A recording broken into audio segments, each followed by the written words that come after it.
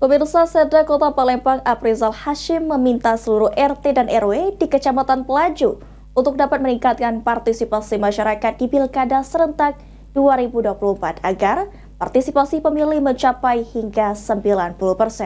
Salawat dan salam kita aturkan kepada junjungan kita.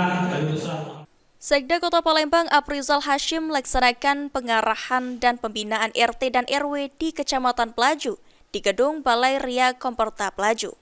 Dalam kesempatan tersebut, dihadiri langsung oleh Asisten 3 Sekda Kota Palembang, jajaran Kepala OPD, BUMD, Camat Pelaju, serta Lurah se-Kecamatan Pelaju Palembang.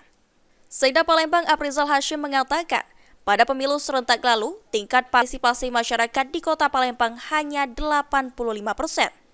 Untuk itu, RT dan RW harus memberikan sosialisasi kepada masyarakat agar tingkat partisipasi masyarakat untuk memberikan hak suaranya pada Pilkada serentak yang akan digelar pada tanggal 27 November 2024 dapat meningkat hingga 100%. Karena arahan kita apa, Pak?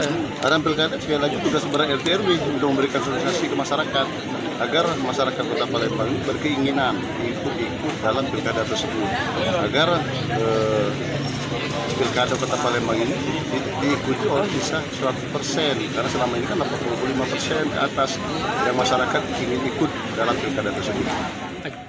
Camat Pelaju Ahmad Furkon mengatakan, salah satu cara untuk meningkatkan partisipasi pemilih yakni dengan menggelar pengarahan dan pembinaan kepada seluruh RT dan RW di Kecamatan Pelaju.